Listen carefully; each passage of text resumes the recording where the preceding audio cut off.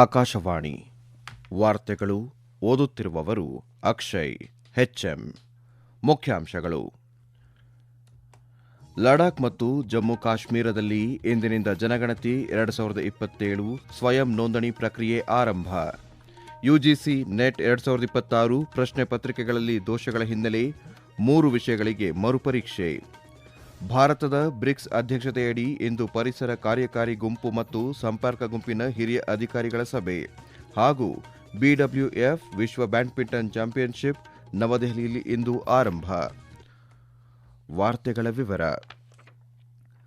ಲಡಾಖ್ ಮತ್ತು ಜಮ್ಮು ಕಾಶ್ಮೀರದ ಹಿಮಾವೃತ ಪ್ರದೇಶಗಳಲ್ಲಿ ಜನಗಣತಿ 2027ರ ಸ್ವಯಂ ನೋಂದಣಿ ಪ್ರಕ್ರಿಯೆ ಇಂದಿನಿಂದ ಆರಂಭವಾಗಿದ್ದು, ಇದೇ 31ರವರೆಗೆ ನಡೆಯಲಿದೆ. ಸೆಪ್ಟೆಂಬರ್ 1ರಿಂದ 30ರವರೆಗೆ ನಡೆಯಲಿರುವ ಮನೆ ಮನೆ ಗಣತಿ ಸಮೀಕ್ಷೆಗೂ ಮುನ್ನ ಸಾರ್ವಜನಿಕರು ತಮ್ಮ ವಿವರಗಳನ್ನು ಡಿಜಿಟಲ್ ರೂಪದಲ್ಲಿ ಸ್ವತಃ ದಾಖಲಿಸಲು ಈ ವ್ಯವಸ್ಥೆ ಕಲ್ಪಿಸಲಾಗಿದೆ ಎಂದು ಜಮ್ಮು ಕಾಶ್ಮೀರ ಮತ್ತು ಲಡಾಖ್ನ ಜನಗಣತಿ ನಿರ್ದೇಶಕ ಅಮಿತ್ ಶರ್ಮಾ ತಿಳಿಸಿದ್ದಾರೆ. ಈ ಬಾರಿಯ ಜನಗಣತಿಯಲ್ಲಿ ಜಾತಿಯ ವಿವರವೂ ಸೇರಿದಂತೆ ಜನಸಂಖ್ಯಾ ವಿವರ, ಫಲವತ್ತತೆ, ಉದ್ಯೋಗ ಸೇರಿದಂತೆ ವಿವಿಧ ವಿಷಯಗಳಿಗೆ ಸಂಬಂಧಿಸಿದ ಸುಮಾರು 40 ಪ್ರಶ್ನೆಗಳಿವೆ. ಜಮ್ಮು ಕಾಶ್ಮೀರದ 16 ಜಿಲ್ಲೆಗಳ ಹಿಮಾವೃತ ಪ್ರದೇಶದ ನಿವಾಸಿಗಳು ಮತ್ತು ಲಡಾಖ್ನ ಎಲ್ಲಾ ಸಾರ್ವಜನಿಕರು ನಿಗದಿತ ಅವಧಿಯೊಳಗೆ ಸ್ವಯಂ ವಿವರ ನಮೂದಿಸುವಂತೆ ಕೋರಲಾಗಿದೆ. ಲಡಾಖ್ ಪ್ರದೇಶಕ್ಕೆ 2026ರ ಅಕ್ಟೋಬರ್ 1ರ ಮಧ್ಯರಾತ್ರಿಯನ್ನು ಉಲ್ಲೇಖಿತ ದಿನಾಂಕವನ್ನಾಗಿ ಅಧಿಸೂಚಿಸಲಾಗಿದ್ದು, ದೇಶದ ಉಳಿದ ಭಾಗಗಳಿಗೆ 2027ರ ಮಾರ್ಚ್ 1 ಎಂದು ನಿಗದಿಪಡಿಸುವ ನಿರೀಕ್ಷೆಯಿದೆ. ಇನ್ನು ಲಡಾಖ್ನಲ್ಲಿರುವ ಮಿಲಿಟರಿ, ಐಟಿಬಿಪಿ ಮತ್ತು ವಾಯುಪಡೆಯಂತಹ ವಿಶೇಷ ಸೇನಾ ಸೌಲಭ್ಯಗಳನ್ನು ಗಣತಿಯ 2ನೇ ಹಂತದಲ್ಲಿ ಸೇರ್ಪಡೆಗೊಳಿಸಲಾಗಿದೆ ಎಂದು ಅಧಿಕಾರಿಗಳು ತಿಳಿಸಿದ್ದಾರೆ.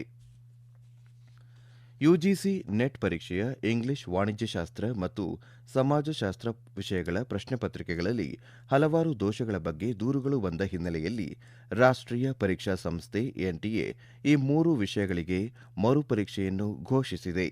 ಸೆಪ್ಟೆಂಬರ್ 9ರಂದು ಬೆಳಗ್ಗೆ 9ರಿಂದ ಮಧ್ಯಾಹ್ನ 12 ಗಂಟೆಯವರೆಗೆ ಇಂಗ್ಲಿಷ್ ವಿಷಯದ ಪರೀಕ್ಷೆಯನ್ನು ಮೊದಲ ಪಾಳಿಯಲ್ಲಿ ನಡೆಸಲಾಗುವುದು ಮತ್ತು ವಾಣಿಜ್ಯಶಾಸ್ತ್ರವನ್ನು ಅದೇ ದಿನ ಮಧ್ಯಾಹ್ನ 3ರಿಂದ ಸಂಜೆ 6 ಗಂಟೆಯವರೆಗೆ 2ನೇ ಪಾಳಿಯಲ್ಲಿ ನಡೆಸಲಾಗುವುದು ಎಂದು ಎನ್ಟಿಎ ತಿಳಿಸಿದೆ. ಸಮಾಜಶಾಸ್ತ್ರ ಪರೀಕ್ಷೆಯನ್ನು ಸೆಪ್ಟೆಂಬರ್ 10ರಂದು ಬೆಳಗ್ಗೆ 9ರಿಂದ ಮಧ್ಯಾಹ್ನ 12ರವರೆಗೆ ಮೊದಲ ಪಾಳಿಯಲ್ಲಿ ನಡೆಸಲಾಗುವುದು.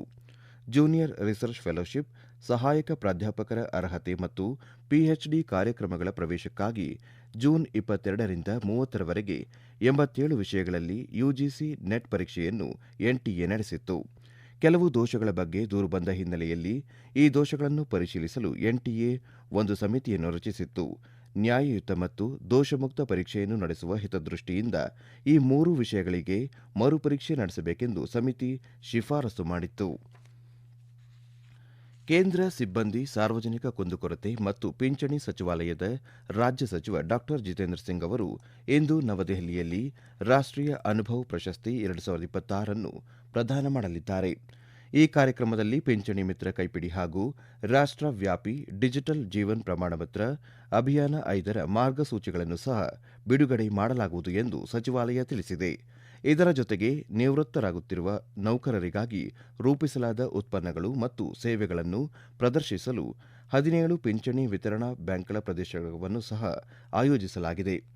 ಈ ಬಾರಿಯ ರಾಷ್ಟ್ರೀಯ ಅನುಭವ್ ಪ್ರಶಸ್ತಿಗೆ ಆಯ್ಕೆಯಾಗಿರುವ 15 ಪ್ರಶಸ್ತಿ ವಿಜೇತರು ಪಾಸ್ಪೋರ್ಟ್ ಸೇವಾ ಕೇಂದ್ರಗಳ ಸ್ಥಾಪನೆ, ಹಳೆಯ ನಿಯಮಗಳ ರದ್ದು ಮತ್ತು ಹೊಸ ನಿಯಮಗಳ ರಚನೆ, ಆಡಳಿತ ಹಾಗೂ ಲೆಕ್ಕಪತ್ರ ನಿರ್ವಹಣೆಯಲ್ಲಿ ತಂತ್ರಜ್ಞಾನದ ಅಳವಡಿಕೆ ಮತ್ತು ಇಂಧನ ಸಂರಕ್ಷಣೆಯಂತಹ ಸರ್ಕಾರದ ಹಲವು ಮಹತ್ವಾಕಾಂಕ್ಷಿ ಯೋಜನೆಗಳಲ್ಲಿ ಮಹತ್ವದ ಕೊಡುಗೆ ನೀಡಿದ್ದಾರೆ. ಜಾರ್ಖಂಡ್ ಲೋಕಸೇವಾ ಆಯೋಗ ಜೆಪಿಎಸ್ಸಿ ಮತ್ತು ಸಿಬ್ಬಂದಿ ನೇಮಕಾತಿ ಆಯೋಗ ಜೆಎಸ್ಎಸ್ಸಿ ನಡೆಸಿದ ಪರೀಕ್ಷೆಗಳಲ್ಲಿ ಅಕ್ರಮ ನಡೆದಿದೆ ಎಂದು ಆರೋಪಿಸಿ ವಿದ್ಯಾರ್ಥಿಗಳು ನಡೆಸುತ್ತಿರುವ ಪ್ರತಿಭಟನೆ ತೀವ್ರಗೊಂಡಿದ್ದು, ರಾಂಚಿಯಲ್ಲಿ ನಿನ್ನೆ ಪ್ರತಿಭಟನೆಕಾರರು ಮುಖ್ಯಮಂತ್ರಿ ಹೇಮಂತ್ ಸೊರೆನ್, ಕಾಂಗ್ರೆಸ್ ನಾಯಕ ರಾಹುಲ್ ಗಾಂಧಿ ಹಾಗೂ ಆರ್ಜೆಡಿ ನಾಯಕ ತೇಜಸ್ವಿ ಯಾದವ್ ಅವರ ಅಣಕು ಪುತ್ಥಳಿಗಳನ್ನು ದಹಿಸಿ ಪ್ರತಿಭಟಿಸಿದ್ದಾರೆ. ರಾಜ್ಯ ಸರ್ಕಾರದ ವಿರುದ್ಧ ಘೋಷಣೆಗಳನ್ನು ಕೂಗಿದ ವಿದ್ಯಾರ್ಥಿಗಳು ಜೆಪಿಎಸ್ಸಿ ಮತ್ತು ಜೆಎಸ್ಎಸ್ಸಿ ಪರೀಕ್ಷೆಗಳನ್ನು ಕೂಡಲೇ ರದ್ದುಗೊಳಿಸಬೇಕೆಂಬ ತಮ್ಮ ಬೇಡಿಕೆಗಳನ್ನು ಪುನರುಚ್ಚರಿಸಿದ್ದಾರೆ. ಇದರ ಜೊತೆಗೆ ಬರುವ ಇದೇ 30ರಂದು ಮುಖ್ಯಮಂತ್ರಿಗಳ ಅಧಿಕೃತ ನಿವಾಸಕ್ಕೆ ಮುತ್ತಿಗೆ ಹಾಕುವುದಾಗಿ ಪ್ರತಿಭಟನಾಕಾರರು ಎಚ್ಚರಿಕೆ ನೀಡಿದ್ದಾರೆ. ಮತ್ತೊಂದೆಡೆ ಈ ಬಿಕ್ಕಟ್ಟು ಶಮನಗೊಳಿಸಲು ರಾಜ್ಯ ಸರ್ಕಾರ ಸಂಧಾನದ ಮಾರ್ಗ ಅನುಸರಿಸಿದ್ದು, ಮಾತುಕತೆಗಾಗಿ ಇಂದು ಮಧ್ಯಾಹ್ನ 2 ಗಂಟೆಗೆ ಪ್ರತಿಭಟನಾ ನಿರತ ವಿದ್ಯಾರ್ಥಿ ಪ್ರತಿನಿಧಿಗಳನ್ನು ಸಭೆಗೆ ಆಹ್ವಾನಿಸಿದೆ. ಈ ವಾರ್ತೆಗಳನ್ನು ಆಕಾಶವಾಣಿಯಿಂದ ಕೇಳುತ್ತಿದ್ದೀರಿ. ನಮ್ಮ ಎಲ್ಲಾ ರಾಷ್ಟ್ರೀಯ ವಾರ್ತೆಗಳು ಹಾಗೂ ಪ್ರದೇಶ ಸಮಾಚಾರ ಈಗ ಆಕಾಶವಾಣಿ ನ್ಯೂಸ್ ಕನ್ನಡ ಯೂಟ್ಯೂಬ್ ಚಾನೆಲ್ನಲ್ಲಿ ಲಭ್ಯ. ನಮ್ಮ ಎಕ್ಸ್ ಖಾತೆ ಮತ್ತು ಇನ್ಸ್ಟಾಗ್ರಾಂ ಖಾತೆ ಆಕಾಶವಾಣಿ ನ್ಯೂಸ್ ಕನ್ನಡ. ಹೆಚ್ಚಿನ ಮಾಹಿತಿಗಾಗಿ ನಮ್ಮ ಫೇಸ್ಬುಕ್ ಖಾತೆ AIR ಕನ್ನಡ ನ್ಯೂಸ್ ಅನುಸರಿಸಿ. ಮಾಹಿತಿಯ ಹೂರಣ ವಾರದ ಕಾರ್ಯಕ್ರಮ ಪ್ರಚಲಿತ ವಿದ್ಯಮಾನ ಪ್ರತಿ ಬುಧವಾರ 9:15ಕ್ಕೆ.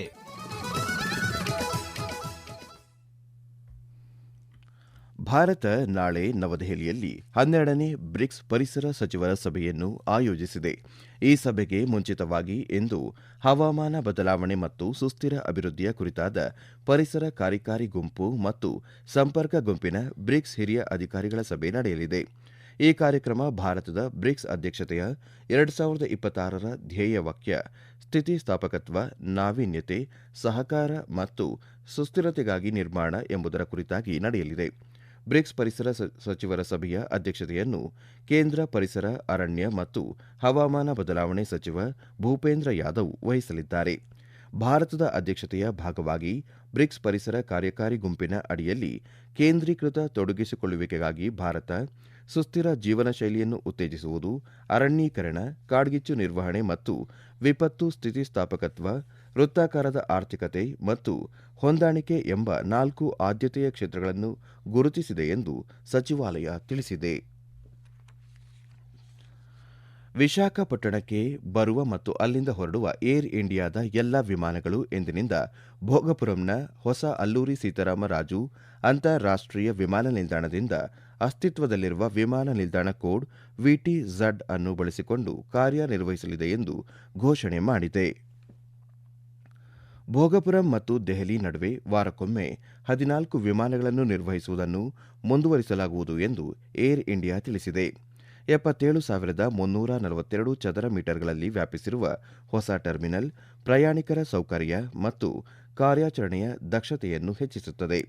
ಇದು 22 ಚೆಕ್-ಇನ್ ಕೌಂಟರ್ಗಳು, 18 ಸ್ವಯಂ ಬ್ಯಾಗೇಜ್ ಡ್ರಾಪ್ ಘಟಕಗಳು, ಸುಧಾರಿತ ಸ್ಕ್ರೀನಿಂಗ್ ವ್ಯವಸ್ಥೆಗಳು, ಆಧುನಿಕ ಬ್ಯಾಗೇಜ್ ನಿರ್ವಹಣಾ ಸೌಲಭ್ಯಗಳು ಮತ್ತು ತಡೆರಹಿತ ಪ್ರಯಾಣಿಕರ ಅನುಭವಕ್ಕಾಗಿ 7 ಏರೋ ಬ್ರಿಡ್ಜ್ಗಳನ್ನು ಹೊಂದಿದೆ. ನವದೆಹಲಿಯ ಇಂದಿರಾ ಗಾಂಧಿ ಒಳಾಂಗಣ ಕ್ರೀಡಾಂಗಣದಲ್ಲಿ ಇಂದು BWF ಬ್ಯಾಡ್ಮಿಂಟನ್ ವಿಶ್ವ ಚಾಂಪಿಯನ್ಶಿಪ್ಗೆ ಚಾಲನೆ ದೊರೆಯಲಿದೆ. ಪಂದ್ಯಾವಳಿಯ ಮೊದಲ ದಿನದ ಭಾರತದ ಪ್ರಮುಖ ಆಟಗಾರರು ತಮ್ಮ ಸವಾಲು ಆರಂಭಿಸಲಿದ್ದಾರೆ. ಮಹಿಳಾ ಸಿಂಗಲ್ಸ್ ವಿಭಾಗದಲ್ಲಿ ಮಾಜಿ ವಿಶ್ವ ಚಾಂಪಿಯನ್ ಹಾಗೂ 9ನೇ ಶ್ರೇಯಾಂಕಿತೆ PV ಸಿಂಧು ಐರ್ಲೆಂಡ್ನ ಸೋಫಿಯಾ ನೊಬೆಲ್ ಅವರನ್ನು ಎದುರಿಸಲಿದ್ದಾರೆ. ಮಹಿಳಾ ಡಬಲ್ಸ್ ವಿಭಾಗದ ಮೊದಲ ಸುತ್ತಿನಲ್ಲಿ ಭಾರತದ ತ್ರಿಷಾ ಜಾಲಿ ಮತ್ತು ಗಾಯತ್ರಿ ಗೋಪಿಚಂದ್ ಜೋಡಿ ಸ್ಪೇನ್ನ ಪೌಲಾ ಲೋಪೆಜ್ ಹಾಗೂ ಲೂಸಿಯಾ ರೊಡ್ರಿಗ್ಸ್ ಜೋಡಿಯನ್ನು ಎದುರಿಸಲಿದೆ. ಇನ್ನು ಸಂಜೆ ನಡೆಯಲಿರುವ ಪುರುಷರ ಸಿಂಗಲ್ಸ್ ವಿಭಾಗದ ಪಂದ್ಯದಲ್ಲಿ ಭಾರತದ ಆಯುಷ್ ಶೆಟ್ಟಿ ವಿಶ್ವದ ಅಗ್ರ ಶ್ರೇಯಾಂಕಿತ ಆಟಗಾರ ಹಾಗೂ ಹಾಲಿ ಚಾಂಪಿಯನ್ ಚೀನಾದ ಶಿ ಯೂಖಿ ವಿರುದ್ಧ ಸೆಣಸಾಟ ನಡೆಸಲಿದ್ದಾರೆ. ಪುರುಷರ ಡಬಲ್ಸ್ ವಿಭಾಗದಲ್ಲಿ 5ನೇ ಶ್ರೇಯಾಂಕಿತ ಭಾರತದ ಸಾತ್ವಿಕ್ ಸಾಯಿರಾಜ್ ರಾಂಕಿರೆಡ್ಡಿ ಮತ್ತು ಚಿರಾಗ್ ಶೆಟ್ಟಿ ಜೋಡಿ ಮೊದಲ ಸುತ್ತಿನಲ್ಲಿ ಬೈ ಪಡೆದು ಈಗಾಗಲೇ 2ನೇ ಸುತ್ತಿಗೆ ಪ್ರವೇಶಿಸಿದ್ದಾರೆ. ಮತ್ತೊಂದೆಡೆ ಎಂಆರ್ ಅರ್ಜುನ್ ಮತ್ತು ಹರಿಹರನ್ ಅಂಸಕರಣ್ ಜೋಡಿಯು ಐರ್ಲೆಂಡ್ನ ಸ್ಕಾಟ್ ಗಿಲ್ಡಿಯಾ ಹಾಗೂ ಪೌಲ್ ರೆನಾಲ್ಡ್ಸ್ ಜೋಡಿಯನ್ನು ಎದುರಿಸಲಿದೆ. ಮಿಶ್ರ ಡಬಲ್ಸ್ ವಿಭಾಗದಲ್ಲಿ 15ನೇ ಶ್ರೇಯಾಂಕಿತ ಧ್ರುವ್ ಕಪಿಲಾ ಮತ್ತು ತನಿಷಾ ಕ್ರಾಸ್ಟೋ ಜೋಡಿಯೂ ಸಹ ಬೈ ಪಡೆದು 32ರ ಹಂತಕ್ಕೆ ಮುನ್ನಡೆದಿದ್ದಾರೆ. ಈಗ ಕೊನೆಯಲ್ಲಿ ಮತ್ತೊಮ್ಮೆ ಮುಖ್ಯಾಂಶಗಳು. ಲಡಾಖ್ ಮತ್ತು ಜಮ್ಮು ಕಾಶ್ಮೀರದಲ್ಲಿ ಇಂದಿನಿಂದ ಜನಗಣತಿ 2027ರ ಸ್ವಯಂ ನೋಂದಣಿ ಪ್ರಕ್ರಿಯೆ ಆರಂಭ. ಯುಜಿಸಿ ನೆಟ್ 2026 ಪ್ರಶ್ನೆ ಪತ್ರಿಕೆಗಳಲ್ಲಿ ದೋಷಗಳ ಹಿನ್ನೆಲೆ 3 ವಿಷಯಗಳಿಗೆ ಮರುಪರೀಕ್ಷೆ. ಭಾರತದ ಬ್ರಿಕ್ಸ್ ಅಧ್ಯಕ್ಷತೆಯಡಿ ಇಂದು ಪರಿಸರ ಕಾರ್ಯಕಾರಿ ಗುಂಪು ಮತ್ತು ಸಂಪರ್ಕ ಗುಂಪಿನ ಹಿರಿಯ ಅಧಿಕಾರಿಗಳ ಸಭೆ. ಹಾಗೂ BWF ವಿಶ್ವ ಬ್ಯಾಡ್ಮಿಂಟನ್ ಚಾಂಪಿಯನ್ಶಿಪ್ ನವದೆಹಲಿಯಲ್ಲಿ ಇಂದು ಆರಂಭ. ಇಲ್ಲಿಗೆ ವಾರ್ತಾ ಪ್ರಸಾರ ಮುಕ್ತಾಯವಾಯಿತು. ನಮ್ಮ ಮುಂದಿನ ವಾರ್ತಾ ಪ್ರಸಾರ ಅಪರಾಹ್ನ 12 ಗಂಟೆಗೆ.